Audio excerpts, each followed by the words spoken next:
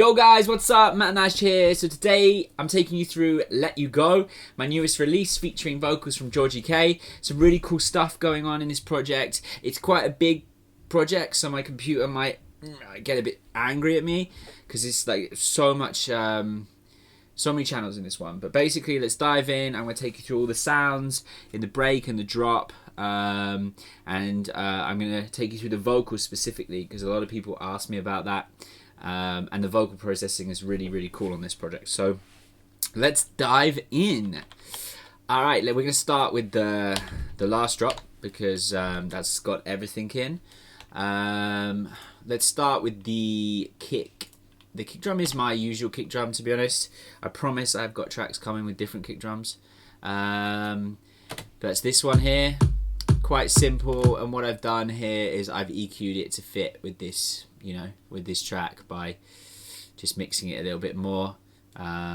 Mainly just EQ on that, and there's a DJM just for filtering and stuff. And then we've got a sub patch here.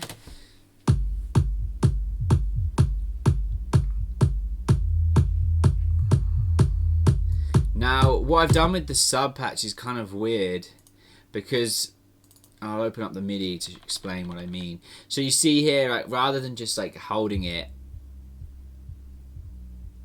like this, I wanted to try and get a bit more groove in there. So what I did is I bounced the notes up an octave here and put quite a bit of portamento on the bass sound. So you get this sort of like, it sounds like there's toms in the bass sound.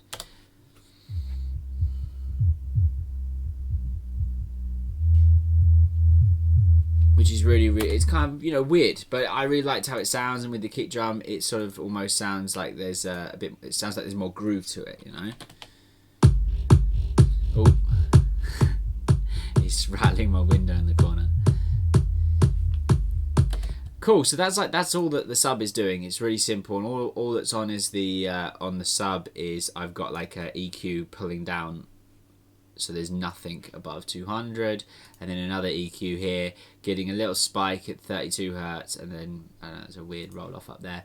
And then I've also got a camel fat. My camel fat's doing the side chain, and then also, oh right, okay. What I did here is I really distorted the low end, and what that does is it kind of makes it more fat. So let's try taking it down. You can really hear like. Just gets more thick when you roll that on. Probably need to be on headphones or your speakers to hear it though. But anyway, it gets louder, I promise. Right, so let's move on to the two sort of lead sounds of the drop.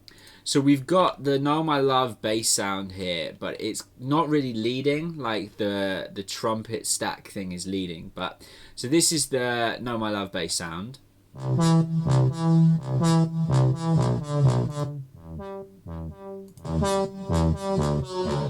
And then I've used Effectrix there to do like a phaser reverb thing at the end of every 4-bar.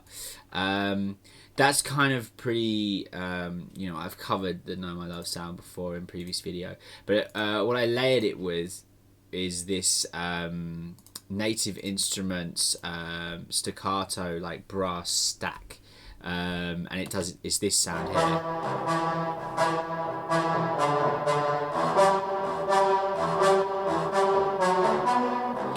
And all I really did on the EQ with this was take the top end out because the top end sounded a bit fake. So if I play it without,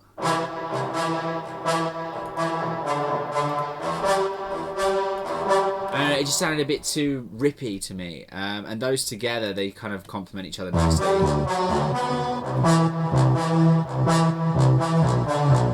So those two work together really nicely. It's kind of like a lead. What else have we got? Now there's a marimba sound which comes in the breaks. It filters in the breaks and then is also in the drop. Now originally this sounds on Contact as well.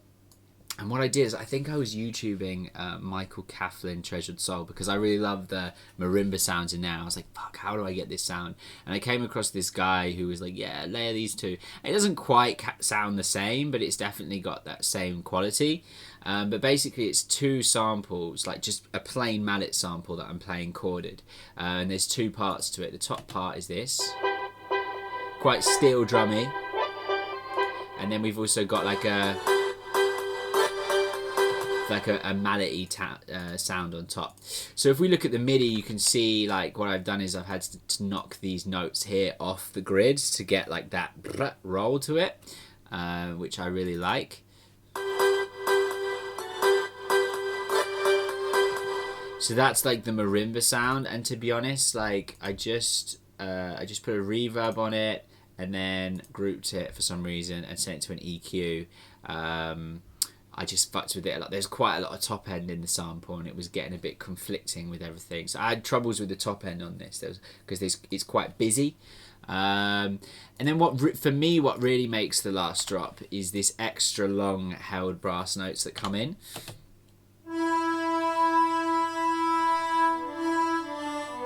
You can't really hear the rolls in the tune, you just hear the long notes. But for me, it just... yeah, it's my favourite part.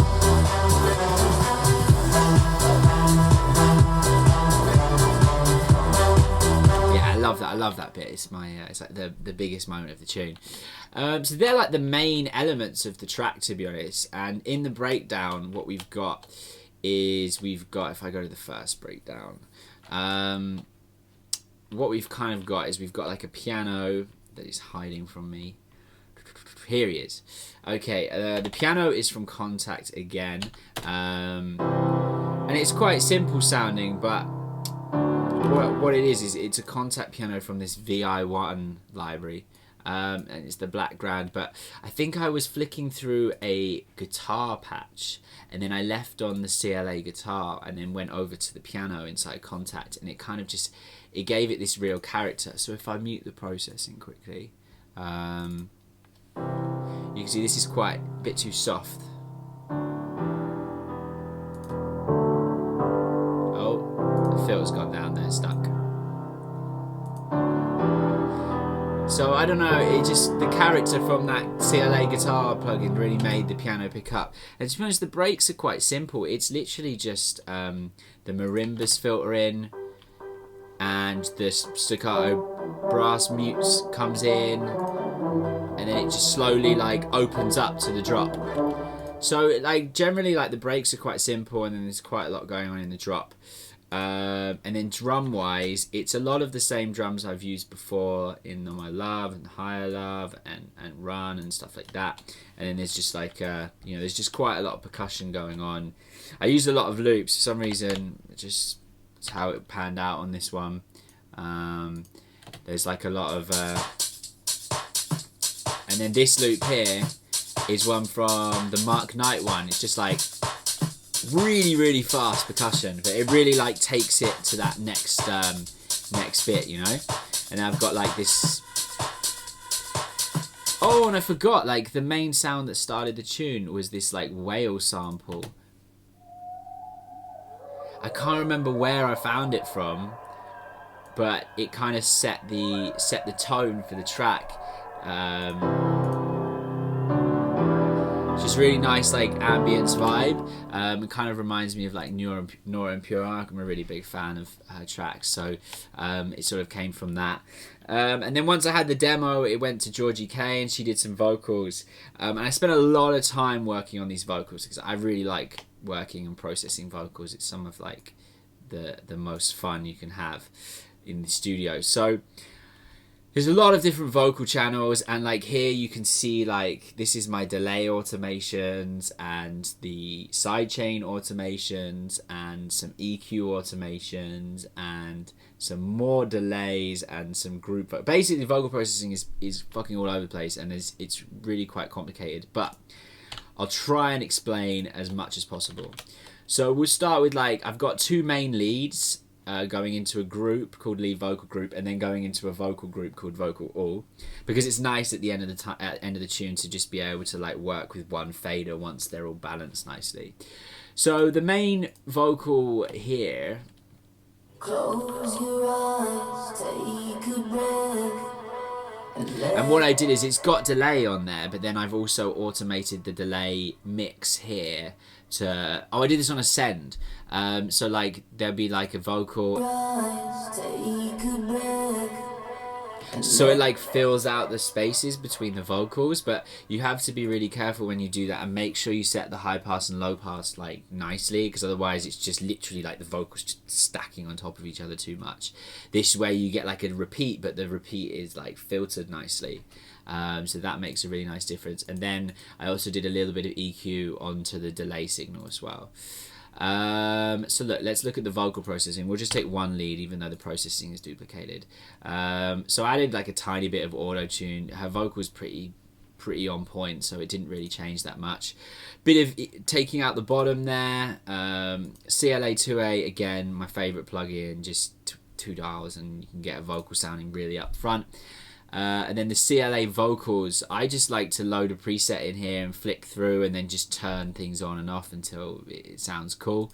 And then it goes into the lead vocal group here, where I have Camel Fat on. Now, I didn't do the sidechain on this one, I did it on the vocal all group. But what I did is I added the distortion on here, and that makes a really, really big difference on the vocal. So look, I'll take off the compressors. No, I'll play the dry vocal as much as possible. We'll take off all of these.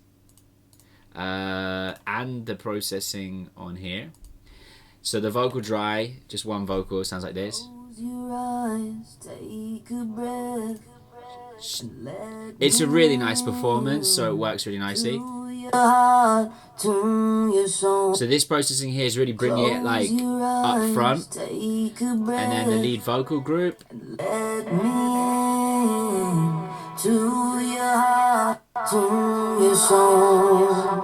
So the main thing that like is obviously the compressors are really bringing in the upfrontness, you know, like there's a lot of EQs going on. There's the Camel Fat, like this, look here, this distortion makes a big difference. Big difference. It's like and then like I did this weird thing, like I don't normally do this, but I basically used Little Old Boy. I put a vocal up 12, I put the formant up a little bit, and then the drive up a little bit, but I just mixed in like a really small amount. That's probably like, I don't know what the number of that is, it's like 25% or something. But I'll play it adds this like eerie top to the vocal. So I'll play it with, and then I'll bypass the Altar Boy for you. Let me in to your heart, to your soul. It adds this really like silky, airy top. I don't know, it just sounds fucking really nice. Alright, and then what we've also got is I've chorded the vocal in the chorus, and there's like quite a few different, there's some layers, like there's a group's layer for the chorus here.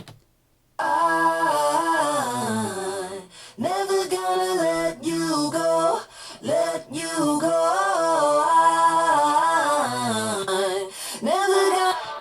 Okay, I've done an altar boy on this as well. I've done the reverse of what I did going up the octave on this stack. I've done a low octave, formant -4, dry, and then a bit more on the mix here. Never gonna let you go. Let you go. So that so like the full chorus a cappella. So this is like everything we've got here is like. Never gonna let you go, let you go. Never gonna fall in love again. So it sounds amazing. I was so happy with this.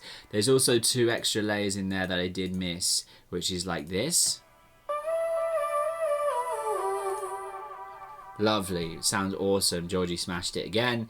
And then other vocal stuff that I did is like, you know me, I love like vocal reverses, so you'll see them, there's like 7 of them. But then also in the second verse of the track, what I did is I was hearing like this harmony in there. So what I did is I melodined this extra harmony in basically, and just shifted the notes up. So like before, so like the vocal goes like this. Nothing left to stop us now. So I basically took that duplicated the vocal I wanted. You can see there that it says doubles, and then basically moved the melody notes to make a harmony. So we got this in the end.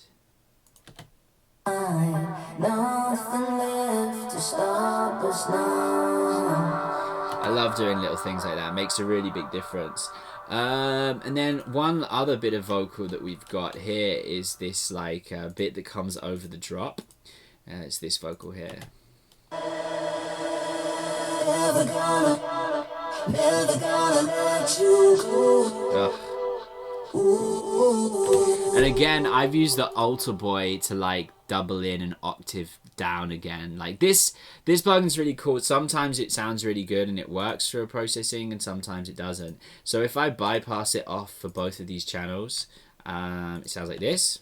Never gonna let you go. Sounds awesome, but when you add in the layer underneath with the alter boy, it's like Never gonna let you go. just adds a nice little bit in there, you know. Cool. All right. Well, look, there's loads of other little bits in here. Like I took that vocal in the rise, the last build even, and did this. Like I printed it because I couldn't get it to automate properly. Never gonna let you go.